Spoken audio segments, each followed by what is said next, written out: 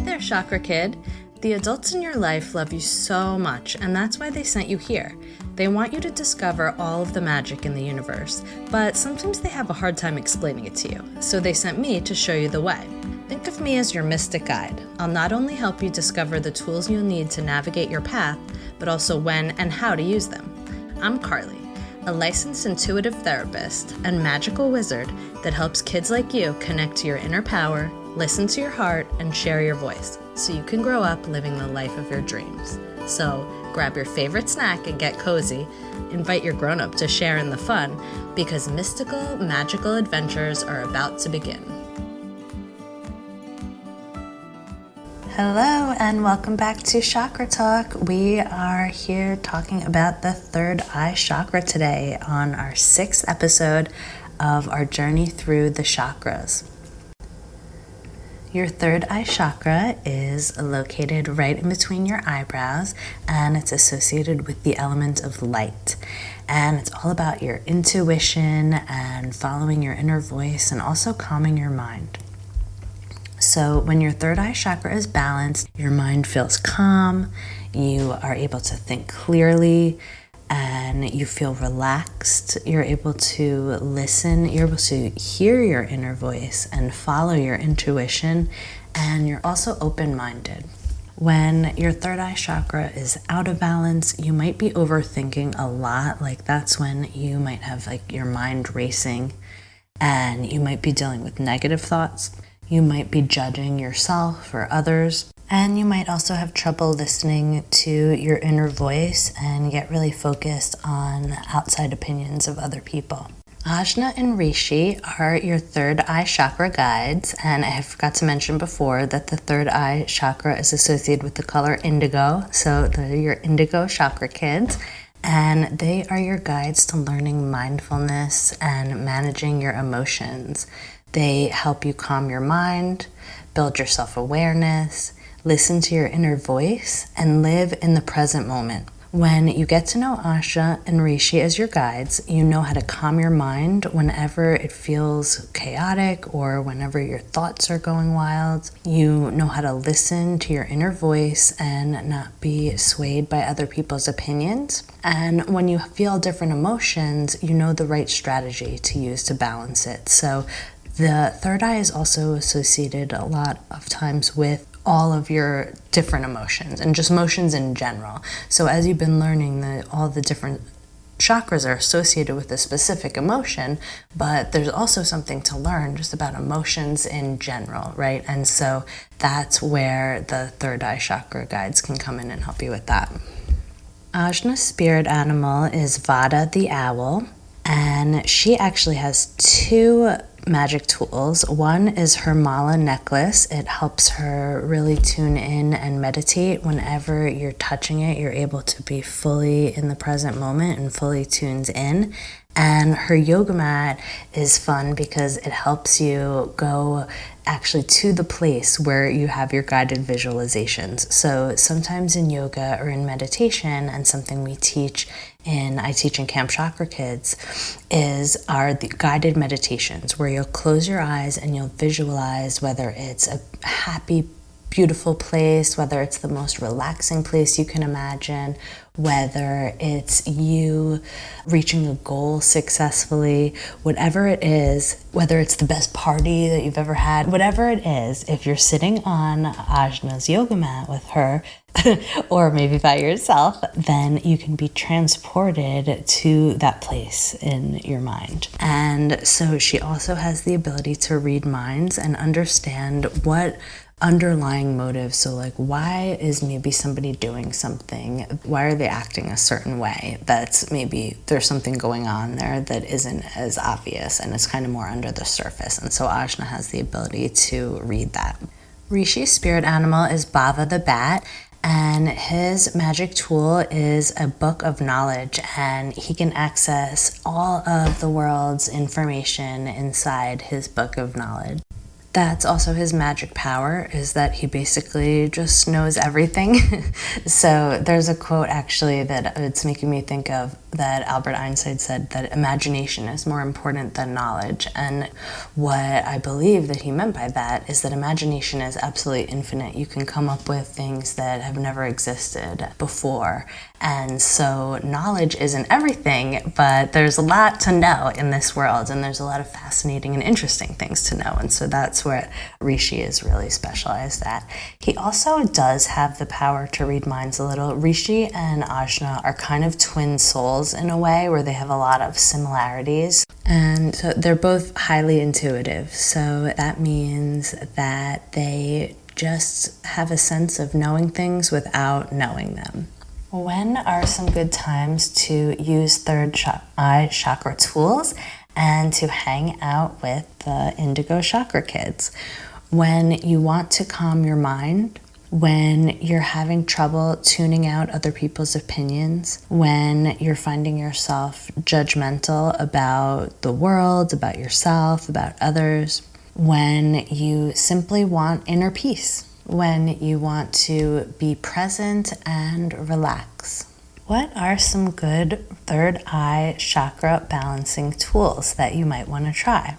One thing I love for balancing and enhancing the energy of the third eye chakra is to start a journal and to practice journaling if you haven't already. All you need is a notebook, and you can just go ahead and get started by just letting your thoughts release themselves. It can also be great to have prompts, but sometimes it can also be good to just release. So even a simple prompt that could help kind of open that up is, how are you feeling today? What is something that happened that excited you today? What is something that threw you off? What is something that was challenging today?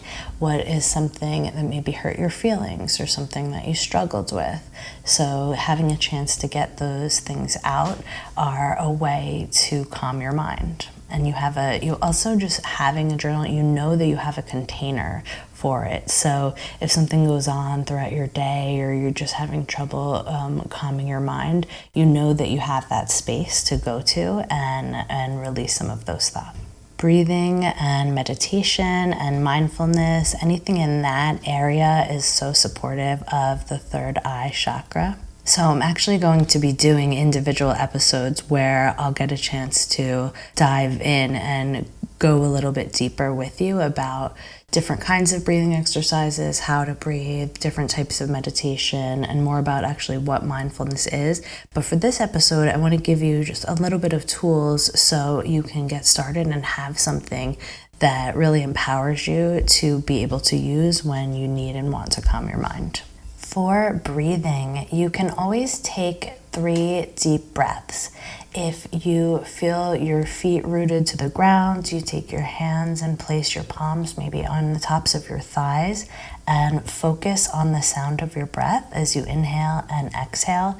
That is one of the simplest breathing exercises that you can do. If you're feeling especially anxious or more stressed, then sometimes doing something called a counting breath can be really helpful, where you'll inhale to the count of 4. You'll actually hold your breath, hold your inhale in for the count of 7, and then take a longer time than your inhale to release your exhale. So exhale on 8 counts. So inhale 4, hold for 7, exhale 8. And sometimes I actually have trouble doing the whole full 8 exhale. So it's really what is the most helpful, what's the piece that's the most helpful to calm your nervous system with this breathing exercise, is that your exhales are longer than your inhales. So as long as you find a counting strategy that fits for you, that can also be a really powerful and effective tool for calming your mind and also calming any nerves or anxieties that you ever may be dealing with. For meditating, I don't want to go too much into meditating and mindfulness and what they are, but I like to think of meditating in its essence as a way to calm your mind and be in the present space. So and not be focused on the thoughts. Be in your body and be in the present moment. So meditating can be where you're seeing that traditional, that classic, like sitting and maybe doing something with your fingers, as they're called mudras, where you're placing your fingers in a certain way that also supports the energy, being calm and balanced. So you can meditate in that way. You can also meditate by walking and by focusing in on all the beauty that you see. You can meditate while you're doing chores, as long as you're focusing on being present and being in the moment, focusing on your breathing and not following the thoughts in your mind and not judging any thoughts that come up in your mind. That's actually what one of my favorite definition of mindfulness is, to practice being in the present moment on purpose without judgment. So anytime that you are doing that, you are also balancing your third eye chakra.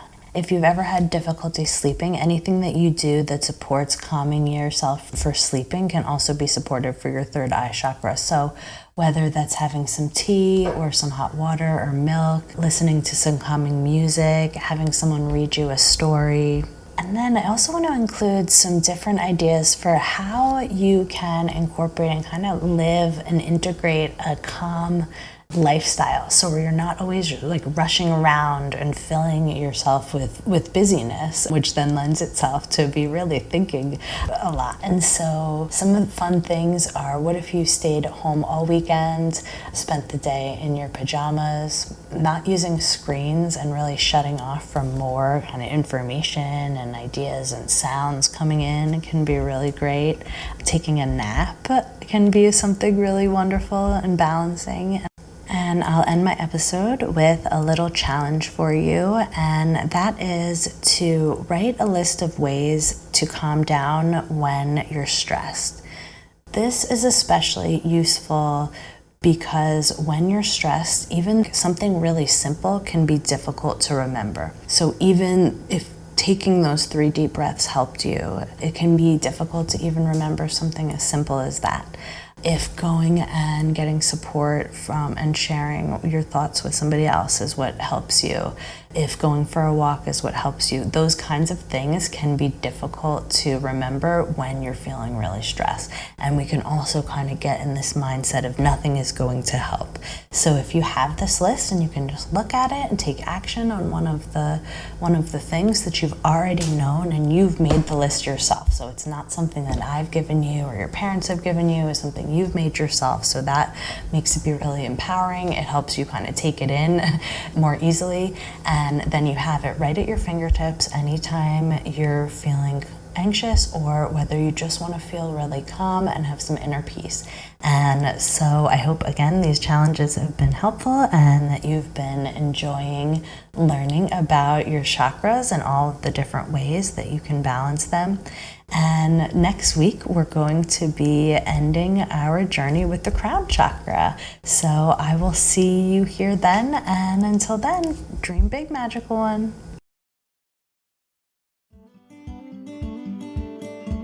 Did you feel the magic?